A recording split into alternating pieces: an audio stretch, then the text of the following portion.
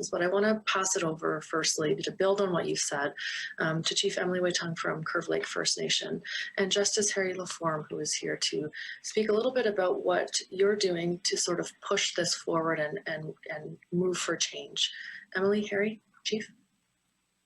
First, I'd like to thank Chief Munia for walking this journey with me.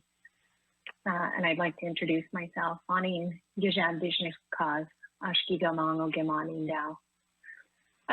also like to tell you a little bit about my community of Curve Lake First Nation, known in Anishinaabe as Ashkigamong. We're about 30 minutes away from the city of Peterborough and 2 hours northeast of Toronto. We're not nearly as remote as our relations in Nishnawbe. Curve Lake's a peninsula sitting between Buckhorn Lake and Chemong Lake. All of our groundwater is under the direct influence of surface water. In the early 1980s, the federal government identified that my community would need a community-wide water supply. In 1982, they funded and built a water treatment plant to service 56 of the homes in a small subdivision here in Curve Lake. This water treatment plant had a life expectancy of about 20 years. In 1985, I was born. In 1992, we completed a feasibility study for the community-wide water treatment system that we knew we would need. At that time, we were unable to secure the necessary funding to design and build the system. I was 7. In 2002, our small water treatment plant reached the end of its anticipated lifespan. I was 17 and graduating high school. We once again completed a water feasibility study. We once again didn't meet the threshold needed to design and build the water treatment plant. Our staff continued to hold our small facility together with ingenuity and dedication. In 2010, we once again spent thousands of dollars to complete a feasibility study to build a water treatment plant. We once again did not meet the criteria to receive the funds to build this treatment plant. Our small system serving 56 homes is now about 28 years old, and Indigenous Affairs Canada continues to give it a passing rating. Our dedicated staff continue to find creative ways to keep it operational. In 2010, I graduated from law school. 2014 and 2016 were monumental years for me. I became a mother. I have 2 sweet little boys, and my entire world changes. My priorities shift. Looking at the next 7 generations has a whole new meaning for me at this point. And for all of the parents out there, I'm sure you'll understand this fundamental shift in my world. In 2016, here in Curve Lake, our seniors care facility, which is not serviced by our small treatment plant, is subject to a long-term boil water advisory.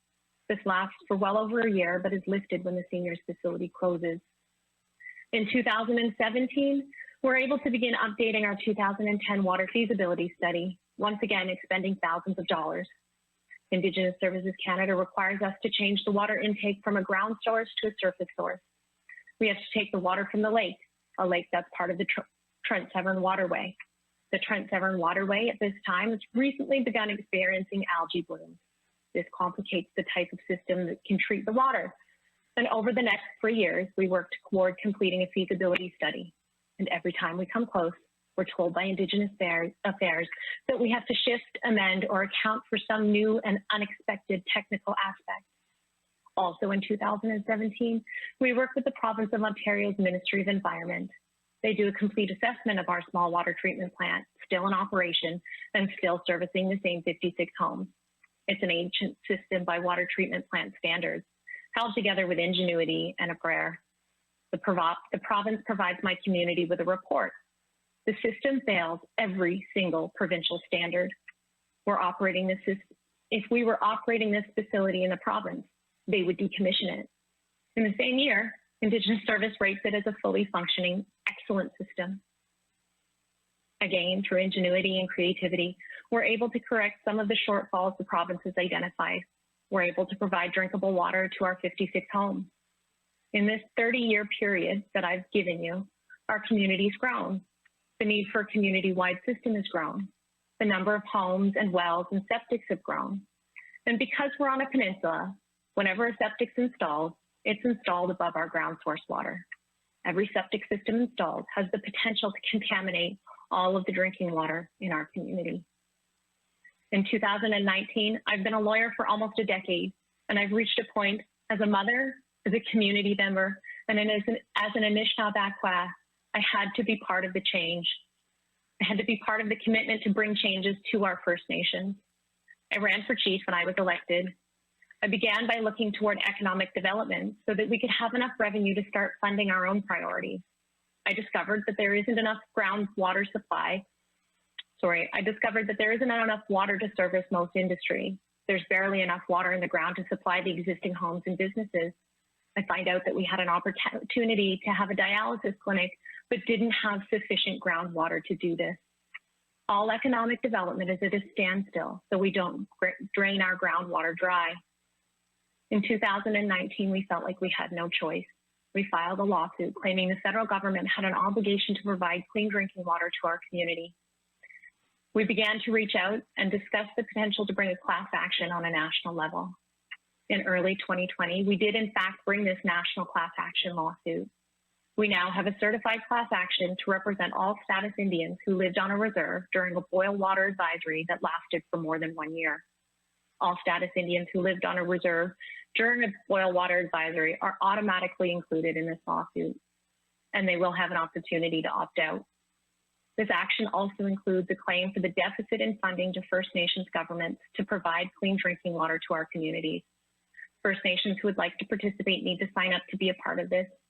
If your community is interested, please reach out to me or to Chief Munius, who is also a part of this lawsuit, or to our legal team at either McCarthy's Tetro and OKT, Olympias Clear in Townsend.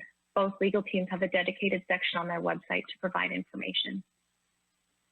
Ultimately, my commitment today, my commitment to Chief Munius, my commitment to my community and to all First Nations is to continue to advocate for clean water. The future of my children, the health and well-being of all Indigenous children requires this. The future of our nations requires this. Our children need to be able to live at home. They need to have enough water to have economic development. They need to have clean water to be safe and well. You've heard from Chief Munius the mental health impact of this and the struggle here in Curve Lake as well. Very different, but no less frustrating. Miigwech to Chief Munius for sharing this journey with me and to all of those who are supporting it. Miigwech. Chief Whetung, maybe I'll pass it over to you for any final comments or thoughts that you have before we conclude our session today. Anything that you'd like to share with our audience as we go on to our next speaker? Absolutely. I think there's a couple of really important things to say, just picking up from what Justice Laforme has mentioned. First and foremost, if you have questions about your nation participating, reach out.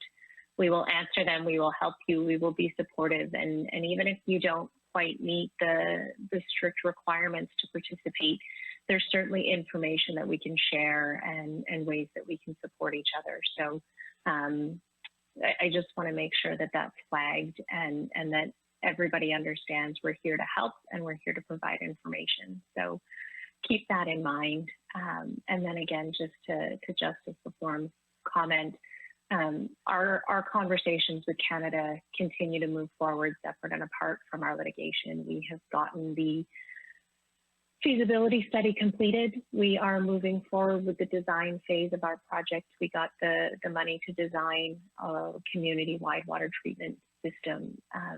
So it's certainly not negatively impacting those conversations. And I think that is a real, genuine commitment from Canada to continue to move these things forward. And just generally that, you know, First Nations hold water in such high regards. And in my traditions and my beliefs and my teachings, water is an integral part of life. And it's my role as a Anishinaabe to take care of that. And to me, this is a big part of fulfilling that role. So in that vein of thought, I'm sincerely happy to speak to anybody who has questions about how we're doing it, what we're doing, and how they can be involved, or the impact on them as individuals or as a community. Thank you, Carrie. Be glad.